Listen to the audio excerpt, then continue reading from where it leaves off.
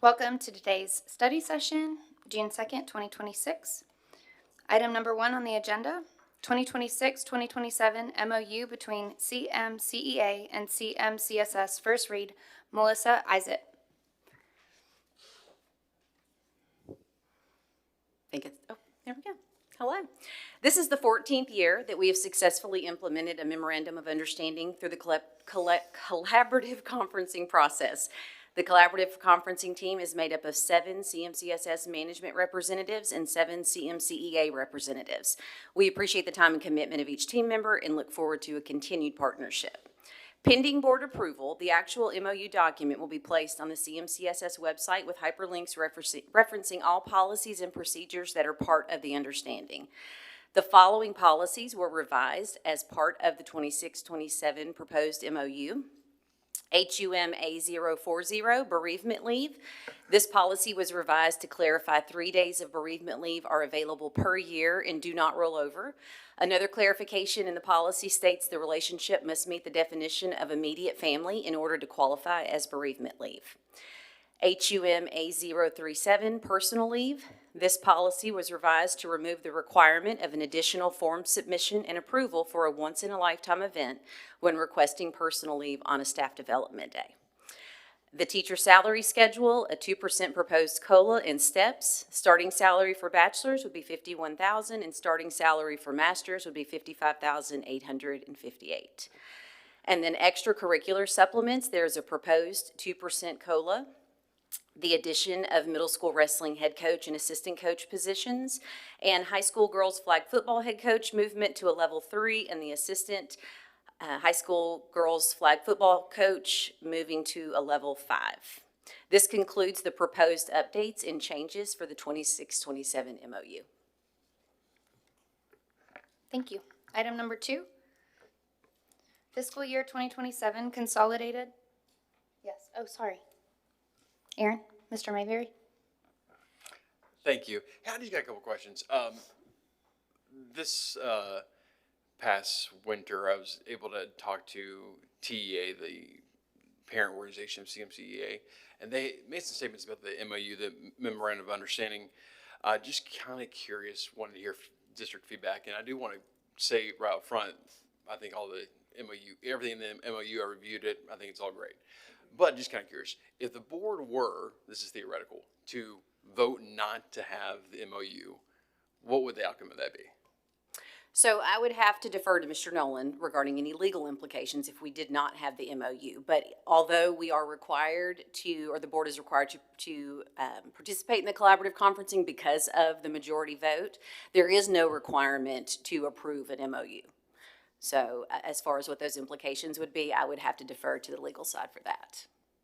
And if there was no MOU in place from CMCEA and CMCSS, then how would the district go forward in making like the similar things that are in that MOU? Just as normal with board policy, with board driving the changes or district changes submitted through the board approval.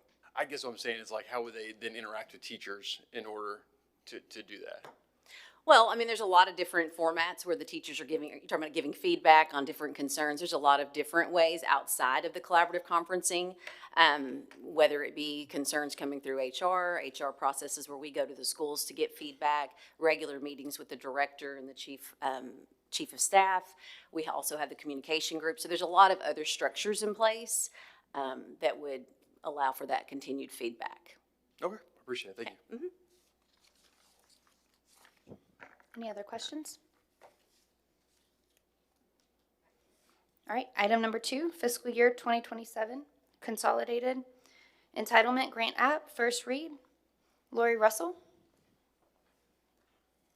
Good evening, board members and Dr. Lunavetter. I'm Lori Russell, the Director of Federal Programs. Tonight I'm sharing a brief overview of federal funds that support our schools through the Consolidated Funding Entitlement Grant.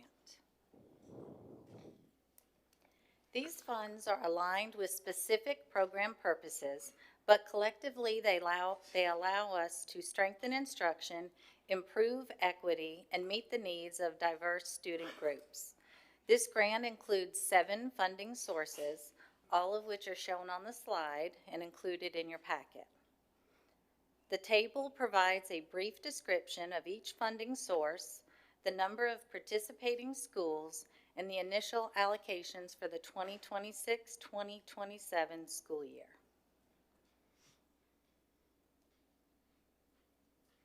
Any questions?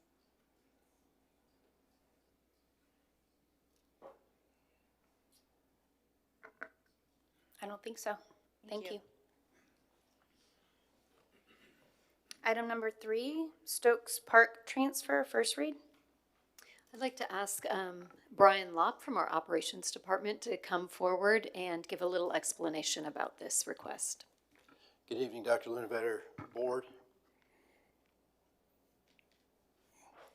Since 2019, the CMCSS Facilities Department has collaborated with the Montgomery County Parks and Recreation and Engineering Departments on the redesign and upgrade of Stokes Field at the New Providence Middle School.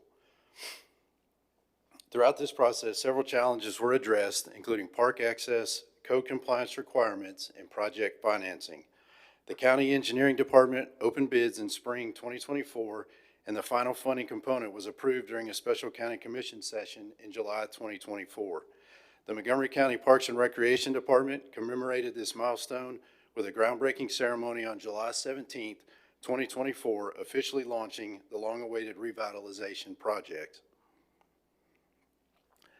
The approximately $10.8 million project was completed in August 2025 and has since been incorporated into the Montgomery County Parks and Recreation Department's portfolio of athletic facilities.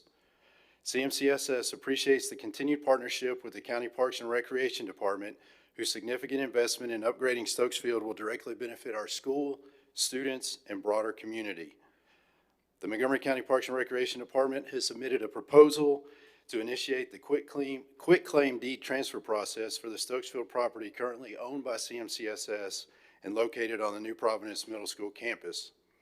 According to the third-party facility construction alteration procedure, FAC P004, the Montgomery County Parks and Recreation Department has satisfied the necessary requirements to proceed with the recommendation and approval process.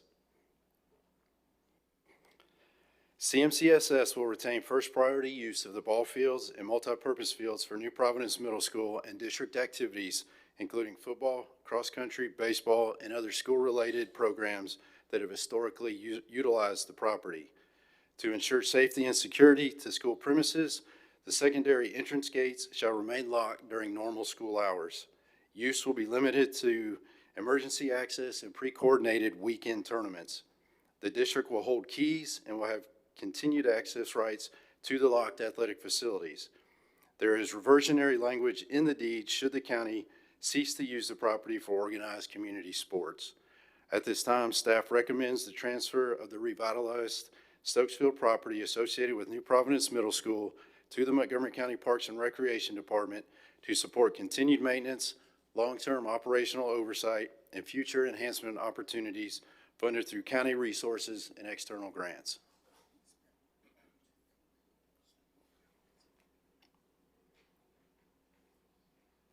Mr. Garland.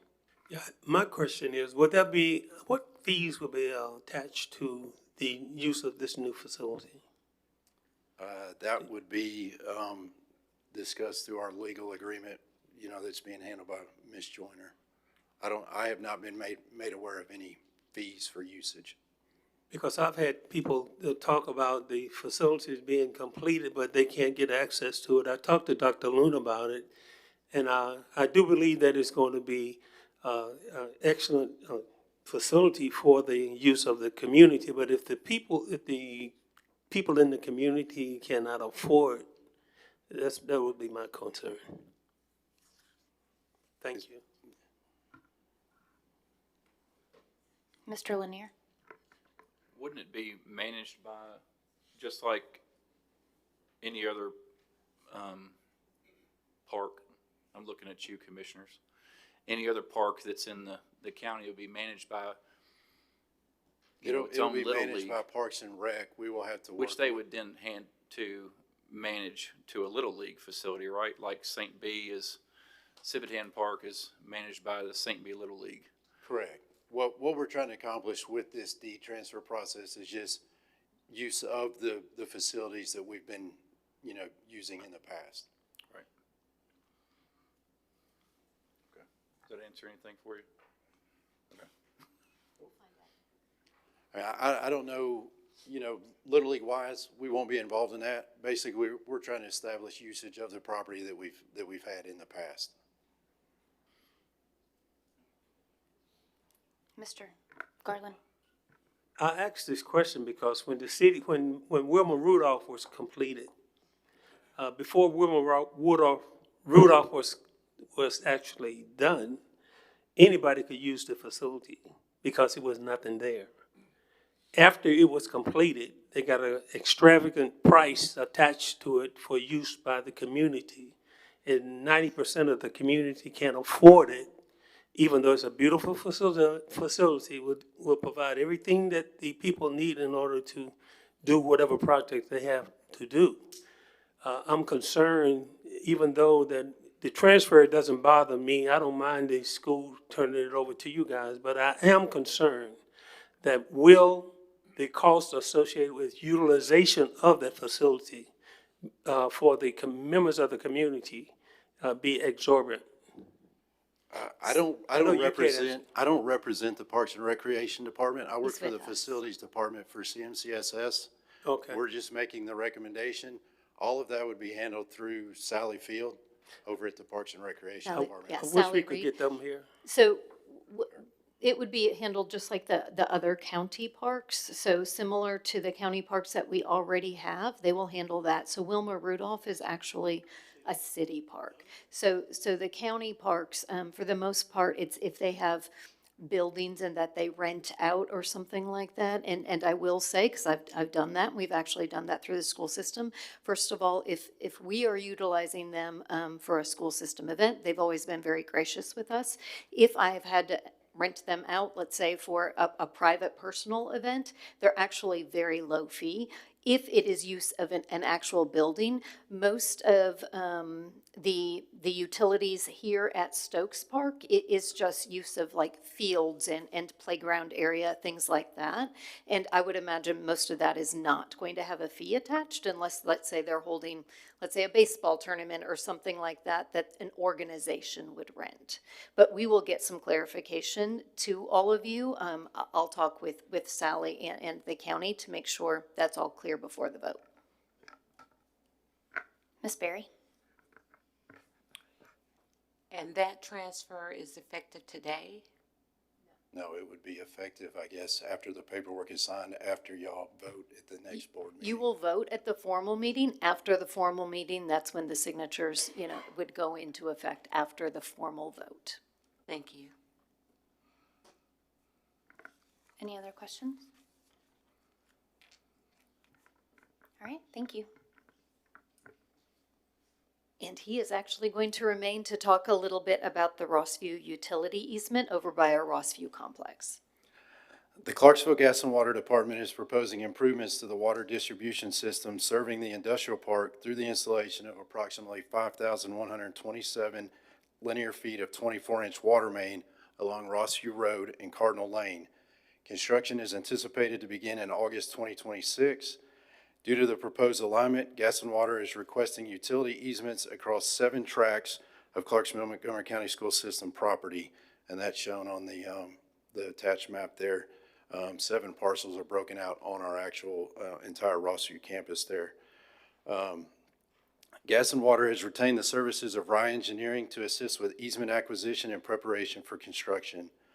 Rye Engineering has provided 7 proposals for the permanent utility acquisition for CMCS consideration. The total utility easement land request is 2.5 acres. Staff recommends approval to grant the required utility easements along with the acceptance of the proposed compensation amount of $22,772 for the installation of the 24-inch water main by the Gas and Water Department along Rossview Road and Cardinal Lane. This action supports the planned improvements to the water distribution system serving the industrial park and facilitates timely project delivery, thereby advancing the project in coordination with planned infrastructure improvements in the area.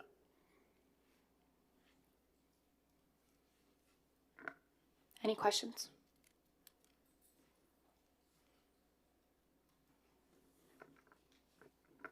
Mr. Griffey? Does this easement have a restriction on construction? That would be a mess, putting that in when the schools are in session. Yes, sir. We've met with Rye Engineering out there on site to look at the areas that are going to be impacted. We've requested that we be a part of all pre-construction meetings.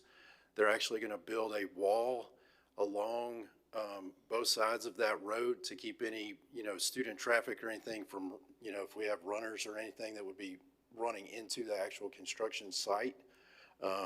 They did tell us probably 6 to 8 months, so it is going to coincide probably with most of next school year. 6 to 8 months from start to complete? Yeah. Then they have to do it during school hours then, or while school's in session. They're bidding it this summer in hopes to start construction about August timeframe. So unfortunately, it will coincide with school. I think that'd be a real mess if they can't do it when school's out. Well, he told us that they could not do it within about a 6 to 8 week time period. That they're going to be putting in a 24-inch line. It will require bracing and stuff in all of the construction ditch lines. It's going to be an intense project.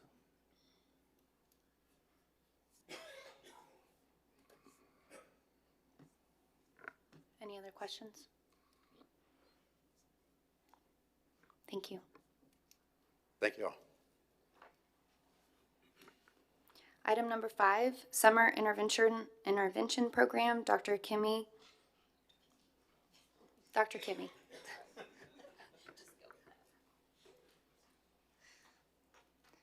I know I've said your name several times before and I always get it wrong. That's all right.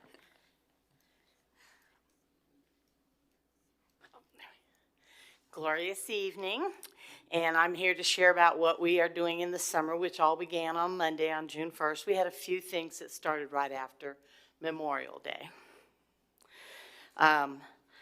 We know that everything we do in this district is about helping our children to be successful. And so the first piece I'm going to be talking about is the legislation around the 3rd grade. So when you hear summer learning camp, that's what we're referencing, is that legislation. And it's actually, we run it from Rising K through Rising 9 in our schools. And so the first one is a learning loss camp. We will be running, those actually got legislated in 23. We will be running those forever until Tennessee decides that they don't want to invest in that. It tells you that we do 6 hours of programming each day. We try to balance everything with math and reading, but also those things that are high interest in PE and STEM. It includes all students. Some additional notes is 3rd grade, we have the law about they have to meet the reading proficiency rule. If they don't meet the reading proficiency, they have to access the next grade level by a number of pathways with additional supports, because the goal here is that our students are going to be able to read on grade level by the time they get ready to transition to the next grade, like middle schools and high school. We provide transportation, we provide breakfast, lunch, and a snack. Now, high school summer program, we have the rising 9th graders, and they do something that you'll hear called High School 101. But we also do the traditional things that you hear about. We do credit recovery. We help children get back on track as they arrive in the district. We also run academy summer camps so that we can allow students the opportunity for career explorations. We do, again, breakfast and lunch and some snacks for these students. These are the academy summer camps, and so these are associated with all the different kinds of career academies that you see across the district. So there's an agricultural camp at Montgomery Central. There's an agricultural camp at Northwest. There is an aviation summer camp that's at West Creek High School, and they do the flying or the aviation component out at Clarksville Regional Airport. We have a Create Camp at Rossview High School where children get the opportunity to investigate innovation. We have the Cyber Defender Summer Camp. We've had Cyber Patriot for quite a while, and so this is an evolution. We have Cyber Defender. Cyber Defense Boot Camp as well. That one's at Rossview High School. Camp Engineer at Kenwood High School so they can explore engineering opportunities. Camp Junior Executive at Kirkwood High School. The Metacamp at Northwest High School. Robotics and technology. We also run some additional smaller robotics programs and stuff in the middle school. Whisk and Stitch, where they learn about cooking and sewing and crafting kind of things. And hair braiding and clipper cutting at Kenwood High School, where we have an extensive barber program. In addition to all of those, we also offer STEM opportunities in the summer for exploration. Camp Invention, which is in its 12th year, is an elementary program designed for exploring STEM processes. And so we have that one. It runs by itself for a week, but we also use that same concept as part of the summer learning camp, that they can have the STEM explorations there as well, aligned to the curriculum. We do robotics. CT has expanded to include a lot of extra. We'll keep evolving that each year as we build out our career academies. And these are all designed for the students to develop STEM experiences, which is where our future is going.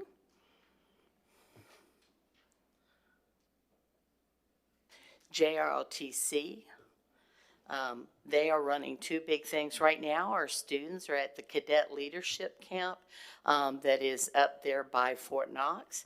And we will have a JROTC drill camp at Montgomery Central High School. And these are for rising ninth graders to explore JROTC.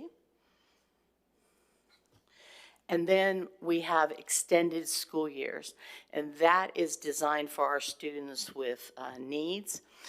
These are disabilities where they need that continuity from all year instead of having that large break in the summer. Attendance in these is decided by the IEP team and what the supports are that they need. And it will run June and July, and it ends right as we get ready to come back to school. So there is that continuance of services and support. We have English learner camps for our EL students.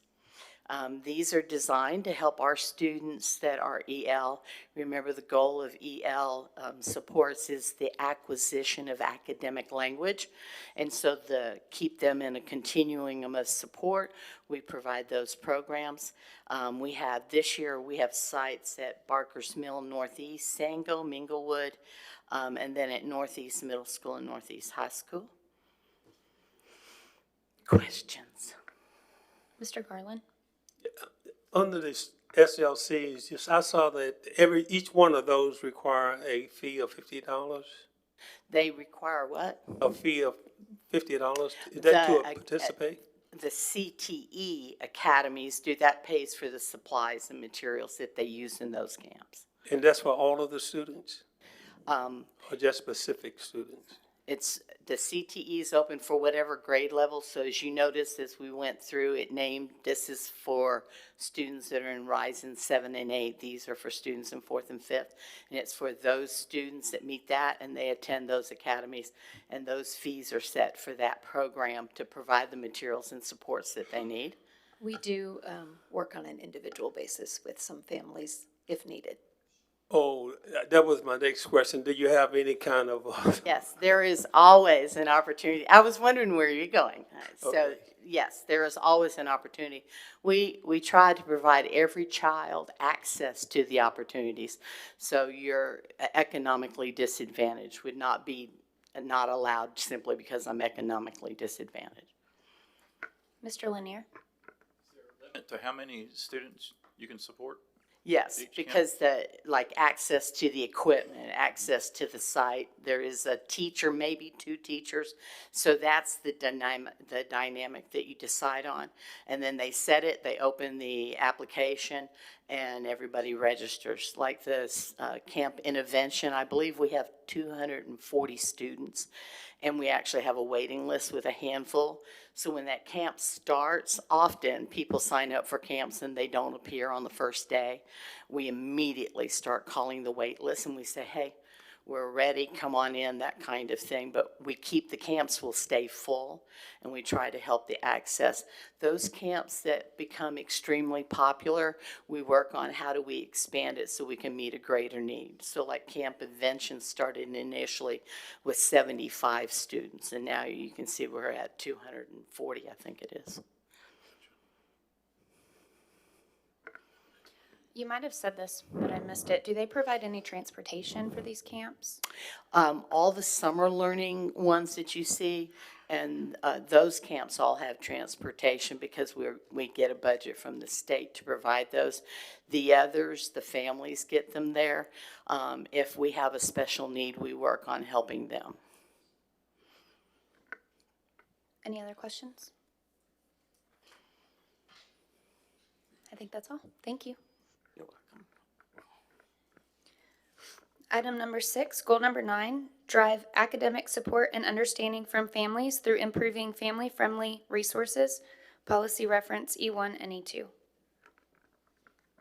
Thank you for reading that, Ms. Bryan, so I don't have to read that long title. But yes, that is what we're here to talk about today. And board, the last few years, we've really had some longer presentations. Today's going to be a little bit more high level, but I'm going to get to some big projects that we're going to be working on. Usually Jessica and Elizabeth are here with me today, but since it was a little bit more high level, I said I'll handle that. But I just want to give them kudos. You all know Elizabeth and Jessica and the team. We're a small team, but they do amazing work.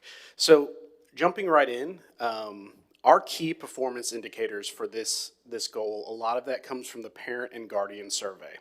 And so we pull a few of those items that are specific to the work that we're doing in communications around helping families to understand how they can support their child and educating, empowering them to reach their potential, but also just navigating school. School's challenging. There's a lot of things that we need to help. So these are the items we look at.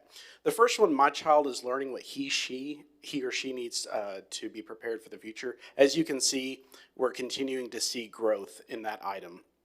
This is a lot of, from our perspective, helping families to understand what exactly. We know that the curriculum's challenging. We've got curriculum guides, but helping families understand what children are learning in school. So we were happy to see continued improvement with that. I also just want to mention for all of these parent and guardian survey items, I know I usually get asked how many completed. We had about a 31% participation rate in our spring survey. Down a little bit, we had 40% participation in our fall, but that is typical. The last several years, we see a little bit of a fall off in the spring. Everybody gets a little fatigued. But all that to say, about 12,289 families completed. So we're continuing to look at this goal. Obviously, our goal is always going to be 100%, and so we're digging in to see how we can help instruction and curriculum to get this information out to families. The next one is I have the resources I need to help my child be prepared for his or her future. I know 2 years ago we mentioned to you we adjusted this wording. It used to be, I know how to help my child be prepared for their future. And we realized in reading some of those open-ended response items, really what families were needing was more resources. So we're happy again to say that we've seen continued growth in this area. We've put together a lot of resources. We've been refining resources for families. And so again, 94% agreement on this item. The next one, my child's school keeps me well informed. And I mentioned earlier, as you can kind of see here historically, we do tend to see some dips, some ebbs and flows, but we have come quite a way since implementation of Parent Square with agreement. We also, I don't have that data here, we can get that to you. We also look by school, and I will say not captured in this presentation, but something Elizabeth has flagged for us is the gap between this agreement at schools has been closed tremendously. So we used to have some variability. Some schools were doing a great job. Some schools needed some help. I believe that gap is down to less than 10 points now of difference in agreement on this. So a lot of work there. And again, kudos to our teachers, our educators, our administrators, but also it's been a lot of Parent Square. And then the school district as a whole keeps me well informed. Again, we've moved from 88% agreement during the pandemic, moving into the 95, 94% range. Here, we continue to set our KPI to increase by no less than 1 point each year. So this, speaking of gaps, this is also something else, and I know we've talked about it here in the communities. Everybody's talks about this, is how the gap between elementary and the middle school and high school. We know there's that release of control. We do expect as students get older that they should take more ownership in what they're learning, but families still need to be engaged with that. So spring 2024, you can see here that we had quite a bit of a gap between elementary and secondary on these two items. And so as we got to this year, and we should have put it on one slide, but I'll let you see I'll tell you the comparison. So we got to this year, we have increased at both elementary and secondary, a more accelerated growth at secondary, and we have closed the gap by 3 points on the first item and 2 points on the second item. So our goal as we continue moving forward is to close that gap to there is no gap and to continue to increase that agreement as well. All right, so getting to Parent Square, and there's a lot of data on these slides. We actually meet with our representative quarterly, and we get these review from them. And so I wanted to just share exactly what we get with you all and highlight a few of these pieces. So this is our third year of implementation with Parent Square. And what you're going to see on these slides are some comparative data from our first year till now. One thing that I want to highlight on this slide specifically is around smart alerts that you can see there. So you see we're seeing growth in utilization of Parent Square, but we saw that massive drop in smart alerts. Well, 96-ish% of our smart alerts come from the transportation department. They notify families every morning, every afternoon, if a bus is going to be late, if a bus is changed. So that drop right there corresponds with the highest level of agreement we've had in about 10 years on the survey item. My child's school bus regularly arrives on time. It's the highest it's been at 80%. Again, we want to get to 100%, but that's been significant growth. And so because we're having less late buses, less changes there, those smart alerts, you'll see that they dropped by about 6,000, but ultimately everything else is seeing increased utilization. Contactability, this is also something that we're really proud of. You can see at the top for most of these items, Parent Square in the gold, they give you a benchmark. So Parent Square works with districts across the nation, and they take all of this data and they tell you based on averages and based on best practices where your benchmark should be. And they have always said, you're never going to always get 100%. Sometimes families' phones, may not access that sort of thing. But we are at 99.6% contactability. And this was, I pulled this about 2 weeks ago when they provided this. We only had 3 students who we didn't have any working contact information, and the others might have been a phone that we just couldn't get through or was blocked. So really happy that we do have that high number. The other piece there is that 78.5% of our families have taken that step and actually registered their account, and that's huge. You're going to get notifications either way, but to register your account, that means that you're engaging with the platform, you're changing your settings to make sure you're getting the communication the way that you'd like to, so we're proud of that number continuing to grow. This right here, the highlight here is Parent Square says, based on all the other districts across the nation, your benchmark should be 43% of parents and guardians with the app. Well, I'm proud of our parents and guardians because we're at 65%. In fact, when they shared this with me, they said we might be one of the largest districts in the nation that has that high of a rate. So kudos to our families for being engaged with us. The next piece is post. So 75% of our teachers are regularly posting based on national benchmark. That's 35%. You see we're far exceeding that. I'm a perfectionist. I'd like to get us to 100, and so we're going to keep continuing to provide those resources and training to our educators. But they're doing a phenomenal job. We have some really high-flying teachers. Same thing with direct messages, a benchmark at 35%, but we are far exceeding 95.76% of our teachers are that two-way communication with families. And remember, with Parent Square, it's two-way communication that can also be translated into the native language. And so that's really been very, very successful for us. And then Again, kudos to our families around family engagement. This is sort of similar to if you're used to social media, how social media analytics work, but basically it's one thing, okay, I received it. Am I engaging with the material, whether it's appreciating it, completing forms, that sort of thing? Their benchmark for the nation is 37%. 66% of our families are engaging, and that's actually up from our last quarter at 62%. All right, data and action. I asked Jessica just to put a few slides together to kind of show just high level some of the work. You all know, you see it all the time. Again, small team, we can't be everywhere at all times, but our goal is really to provide the training, the resources, the platforms, the direct support to schools so that we have high level communications happening across the district.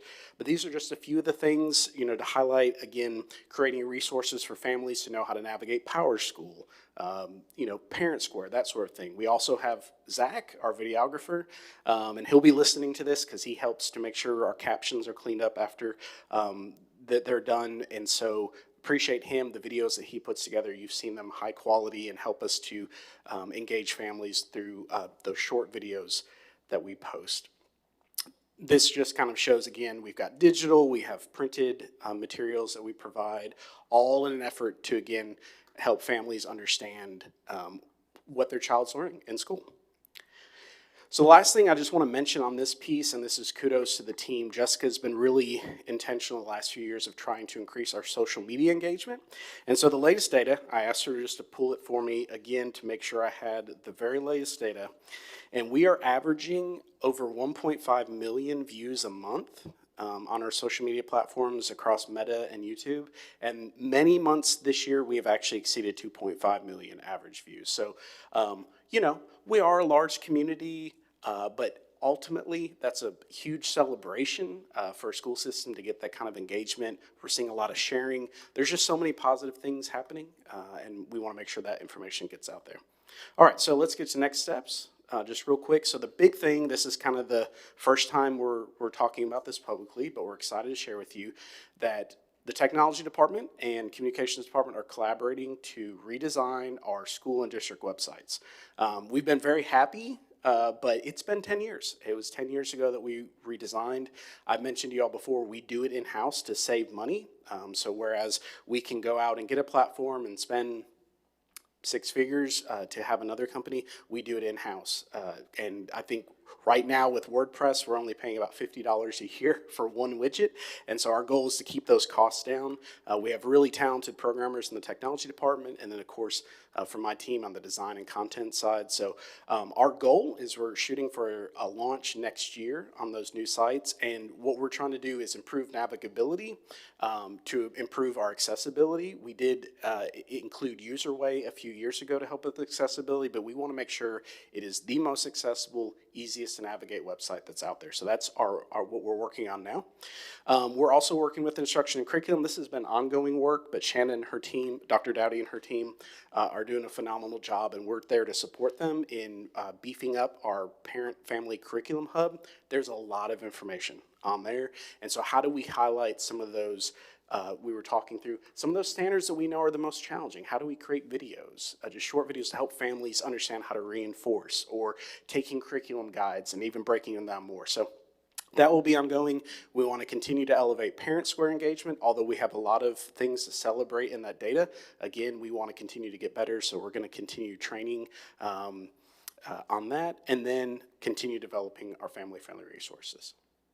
So that is the high-level overview on this item. Any questions? Mr. Mayberry? I just would say the first question, my child is learning what he or she needs to be prepared for the future, 93.39%. That's incredible. So that's gone up quite a bit since I've been on the board. So I just want to say kudos to the district for that. And also, I just want to say kudos for adjusting the wording on that other question. I mean, you had 98%, and it looks like a steep drop, and you could have not done that in fear of criticism, but you adjusted it so you could have a better question to get better, and it's clearly that the district is getting better. So kudos to the district for making that change to get a better end result. Mr. Lanier? Yes, sir.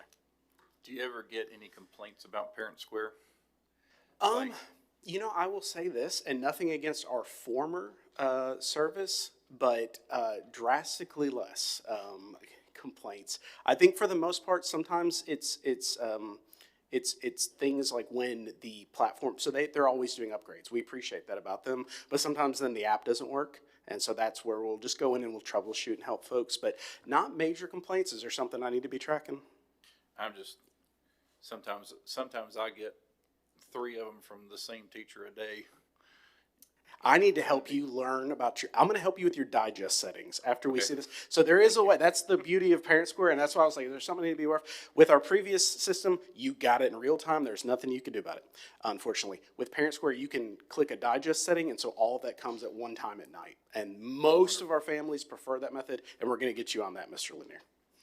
But I do like all the videos and everything else that y'all do. I think they're really great. I really like when Jessica goes out and asks the kids questions and they give her like some wild answer and she starts giggling. But I mean, those are great to engage those students. I appreciate it. And I'm a fan of Jessica. I stand her on those videos. She does a great job.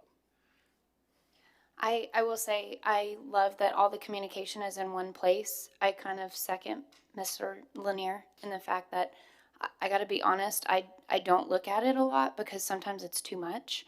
And I don't know if there's a way either to navigate that, create another question in the survey. I'm getting over communicated, or make that an option as well, just to kind of see, because I think that can be a thing too. Is there a way to choose what types of notifications you get? Yes, so it's a little bit limited on their settings, but basically when you go into, and I'll share it just in case anybody at home is watching. If you go into your notification settings, whether you're in the app or online, it's basically little dials. And so you can choose like, I don't want to get text messages anymore. I've got the app. I just want to get the app. You turn the text message dial off, you turn the email, and it just goes to the app. And then the piece where on there it will say digest settings. I highly recommend it. I use it personally. That way you get everything at once. Now, it will not prevent families from emergency notifications or even like those bus alerts. Those are time sensitive, so they're going to go out regardless. But, you know, and I know for you, you've got middle school and high school, so that's, you know, 14 teachers across that, and that's a lot. But for that, you could get all of that at one time at 6. It's around 6 p.m. that it comes. And the other thing I will say is what you just said. Yeah, folks are busy. We understand that. Our goal is not to add more than what's needed, but to help try to, you know, centralize that and put it in one place. So we really look at Parent Square as our platform for those, you know, time sensitive, but also those timely updates versus the website that's more evergreen and some of those resources. And one thing that I just want to mention, if you haven't seen Parent Square, that's great, is you can search through posts. So if you've seen something and you're like, I forgot that was about a month ago, you can just search a key term and it will come up. And that's not something we had before. So I think that's another great advantage I recommend that people do is use that search feature. Perfect. Any other questions? Thank you. I think that's all. Thank you. County Commissioners' comments? I've got a couple. And I don't know if it's a comment or it's more of a question of, I just need some clarity on something. And it has to do with Stokes Field. Okay? Young man said that they would have priority of using Stokes. And I'm sitting here and I'm looking at pictures that I took of Stokes Field 6-7 years ago when Stokes was unusable. Couldn't even get anybody to go out there and cut the grass at Stokes. But it belonged to the school system, is what I'm being told. Before I became a county commissioner, right, I was begging and pleading with people to do something with Stokes. Right? Nothing ever got done. James Lewis, who preceded me as the county commissioner, made me promise him, right, that he had set aside $8 million of taxpayers' money for Stokes. But we couldn't get Stokes done because we were short money. And I promised him when I became a commissioner and took over District 10 that I would push Stokes across the field. I pushed. Commissioner Beal can tell you. I argued and I pushed and I pushed and I pushed till I was green in the face to get the rest of that money to get Stokes done. I'm so proud of Stokes, it ain't funny. I go up to Stokes every day just to look at it. But now you're saying that New Providence Middle School has priority over the people in the community? Is that what you're telling me? So I want to make a couple points of clarification, and correct me if I'm wrong on any of these points, but while it had been owned by the school system, it was actually, this deed that we're talking about now with the county had priorly been done with the city. And it had reversionary language that basically said if it wasn't being upkept, it would revert back to us. So what has happened is it has reverted back to us. And then we have been in conversations for the last few years. Again, I think a lot of us were very invested. Way back in the day, my oldest son is 34, but back in the day when he played Little League Baseball and we used to go over to Stokes and we would play, and it would break my heart a little bit seeing that some of the other fields we were playing at were much nicer. Sure. And so this has been personal to me too, and so we have been talking, I know a lot of us in conversations about how can we get grants. And that's when we started working with the county, when the city reverted it back to us about how can we make this something that the public can use. So as part of those conversations, I just want to be clear. We're not saying that we are the only ones who can use Stokes during the school day. What we're saying is right now, New Providence Middle School had been using that area.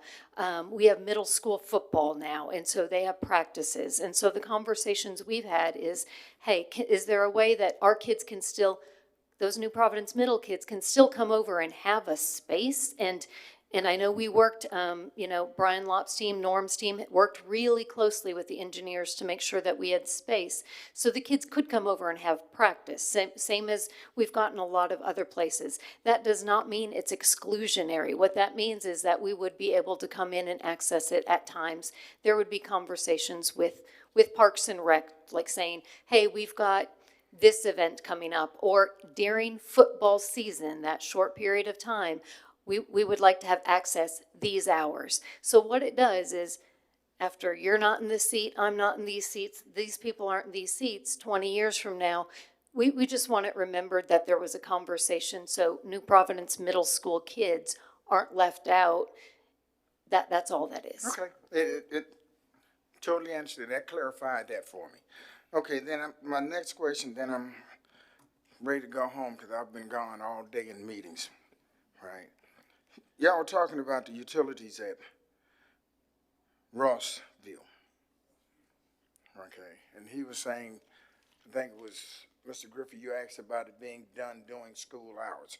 And this goes back to the question, conversation you and I had last night, Dr. Lunaverdi, about Manglewood.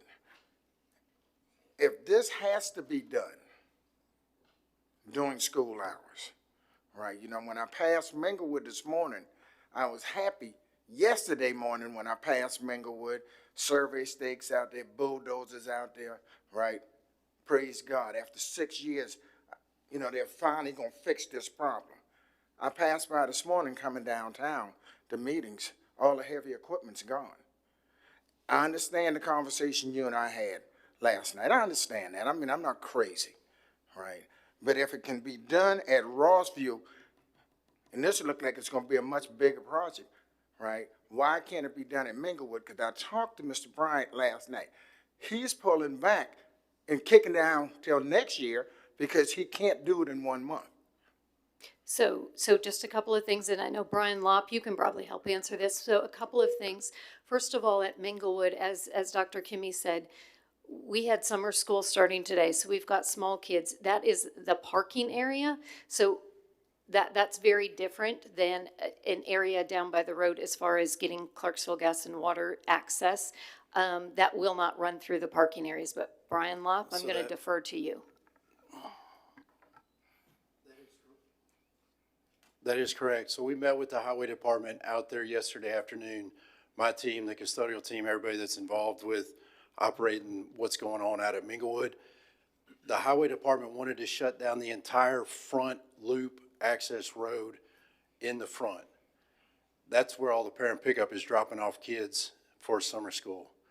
They said they wanted to give us one access point in that front lot, which would involve bus traffic, parent traffic, walkers. It would create a dangerous situation to put all of that traffic through one lane of traffic at that main entrance of Minglewood. At Rossview, they can work out in that field, access the field. It does not impact any bus transportation. It does not impact any, walkers. The sidewalks will still be open. They're going to put those protective walls up to prevent any access into the construction area where they're working on those utilities. So all of that will be out in front of the school in that open field where we already have existing utility easements anyway. We've got water, we've got gas, we've got electric. They're coming in behind the utility poles to put the new water line in. They can access that front area without impacting any school operations.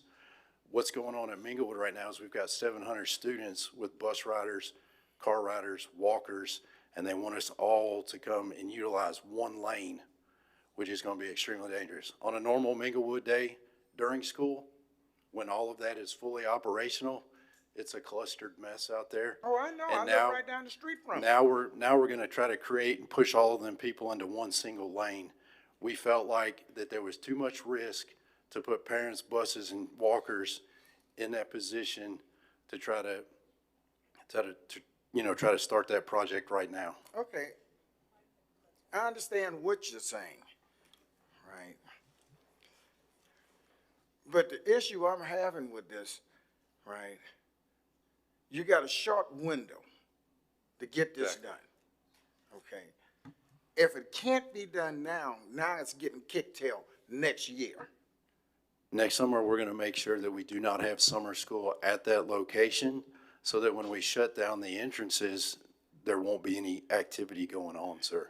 We're having private conversations about this because really it just came to attention yesterday that the highway department was ready to roll yesterday on the first day of summer. So there was lack of communication, which I completely understand. They've also got to work when they're available, but we need to coordinate those conversations. So we're going to be having private conversations about that and when that can work.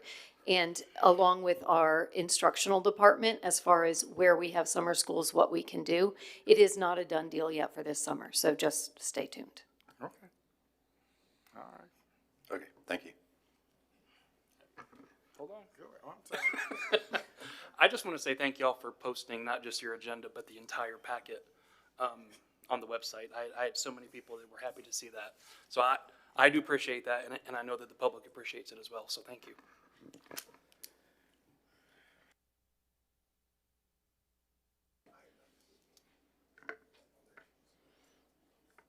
Board member comments?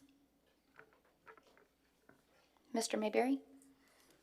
Thank you. Hey, I just want to let the board know that I got something that's going to be emailed to you guys this week that I'm going to have on the agenda that I think that we're all going to be in agreement with. But it has to do with our public participation policy.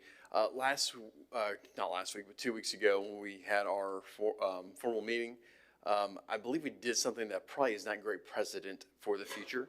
And so I'm going to have a change to propose, and it's going to say here that no recognized speaker may yield or surrender or transfer his or her allocated time to another person. And the main purpose of that is that's not great practice. Most government bodies, I would say probably all government bodies in the state, don't allow that. So it's not great practice for us to do it, and we're not vetting the people at that point that are applying like we do if they apply it through the normal ways. Also, one change, and I'm going to explain this as well. I've done a lot of research into this. Across the state, government bodies give typically 3 minutes or less to speak in front of their during their public participation time frame. We back, I think in like 2021, like the year before I was on the board, Mr. Charlie Patterson put it forward to increase to 5 minutes, and the board voted on it.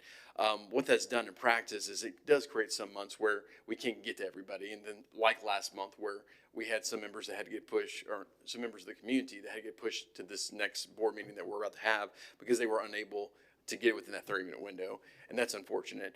So this will allow people to have more people within that 30-minute time frame that we have currently set aside, and it aligns us to every other county commission, city council, state agency, government body within the entire state. So I'm going to have that proposal that'll be going to you guys in your emails so you can look it over. I want to thank Mr. Goodson for helping me draft that, but we're going to have that to your email so we can vote on it in the upcoming meeting.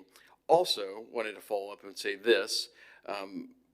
Ms. Berry, myself, spoke up at the end of the last meeting about the employee cell phones, and this is something I've been looking into.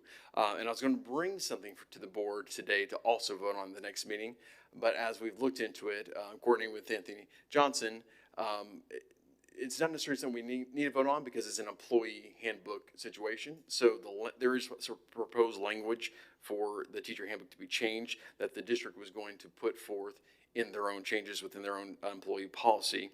And it states here, all employees are expected to have personal cell phones out of sight while on duty and supervising students. Employees should not use cell phones for personal businesses while on duty except in an emergency, and use of cell phones is a violation of policies and or state federal laws, could result in discipline up to and including dismissal or referral to the law enforcement officials as appropriate. So to me, I'm totally okay with that. I appreciate the work that the district has done to put that together, and I want to let you guys know that, and I'm very supportive of that. Thank you. Mr. Garland? Yeah, I would like to thank all of the board members that actually showed up for graduations. That was a great experience as usual. As I was telling them that this is my last one, that was my last one, but it won't be my last one that I'll attend, because I will come even though I don't have any children that's going to be graduating. That's how much I appreciate this system, this district, and the leadership of this district, to know that we're doing what is right, what is good, what is just for the children. Speaking of that, I know that, and I talked to Dr. Luna about that, and she explained it to me what her plans are. And I just want to emphasize that I strongly feel that if we ever going to go to a double-level school, now is the time to start looking at what type of facility do we want to put our children in for the safety, security, and all of the things that we are dealing with. Today is the day. I know that 27, 29 is the time that we're going to try to open up the next school. Freedom is opening up in this year. As I know, it's great accomplishment. But Montgomery County is growing leaps and bounds daily. And we, as leaders of this community, we have a responsibility to make sure that when children come into this community, that we have a place that they can go, sit, learn, and be educated to become adults. As I drive down Tiny Town Road, I see all of the escalating equipment out there. They're getting ready to build houses over in North Clarksville. And as everybody know, that we are landlocked almost in North Clarksville.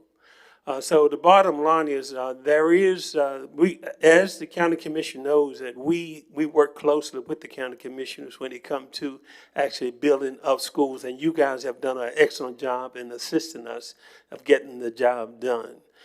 You've been asking for this for years. I've been against it for years.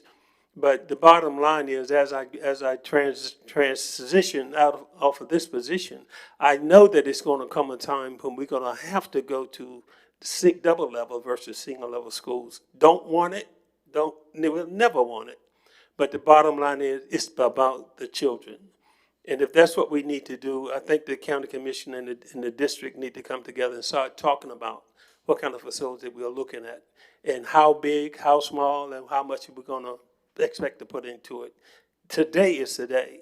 We can't make that design overnight. That will not happen overnight because there's going to be changes, counter changes, and all kinds of things. But the bottom line, if we start now, in 27 and 29, when you need to open up the next school, whether it's a single level or a dual complex, I believe that you would have the type of facility that we need to make sure our children, when they go into the building, they go into a safe building. When our teachers go into a building, they will be safe and they will be usable for the purpose of educating our children to become qualified adults. And I did talk to Dr. Luna about it, and she explained to me what the plans are. But I felt myself that speaking to the board, that we need to start, they need to, I don't need to start looking at it, but they need to start looking at or thinking about what is it that they want to see in the next school if it's going to be more than a single-story facility. And when we're looking at the availability of land today in Clarksville-Montgomery, not necessarily the land today, but the cost of land today, we need to be very mindful that it's time now to start looking at that process to help Dr. Luna and her staff to be able to do a better job of providing for the needs of this community and our children. Thank you. Any other comments? I have a couple of quick comments. First of all, I want to say thank you, Dr. Kimmy, for the presentation on the summer camps. That's awesome. I didn't realize that we did that many summer camps, so that's great.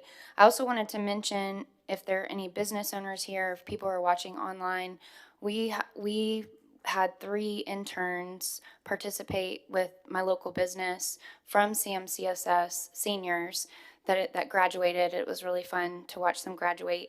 And we're doing it again next year, and we have 2 that will be coming on our business, and I highly, highly recommend that program.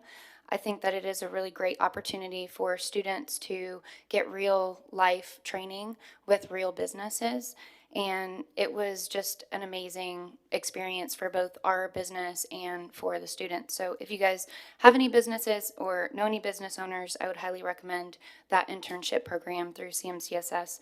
I even prefer almost having the high schoolers over the college students because they are so eager to learn. They don't necessarily have to be there to get credits or anything like that. They're there because they really genuinely want to learn about whatever it is that they're learning. So it was a very great experience.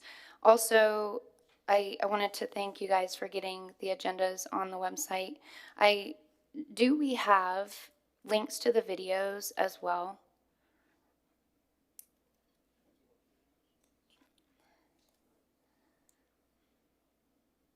There we go.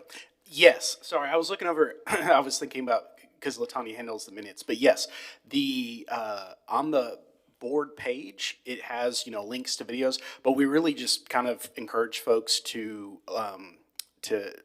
CMCSS Info is our YouTube page where all of those are posted, and so you can subscribe to that, and that way too, it'll even notify you, like, here's a meeting or there's this new video that's posted. So if you just go, it's hosted on YouTube, so you can go directly there, but there's also a link to it on the website as well. Perfect. Thank you. I think that's a great thing that we started doing was the live stream recording. I love it. And then one more last thing, Aaron, Mr. Mayberry, I love the policy changes that you have recommended. I was also going to recommend the 3 minutes. It is unfortunate when people want to come speak. I fought really hard as one of the parents in the audience to get the ability for people to come speak in the board meeting. So I agree. I think that that's a great change. And that's all that I have. Dr. Luna Vetter. First, I would like to welcome County Commissioner Clayton Rudder to the Education Committee. Glad to have you.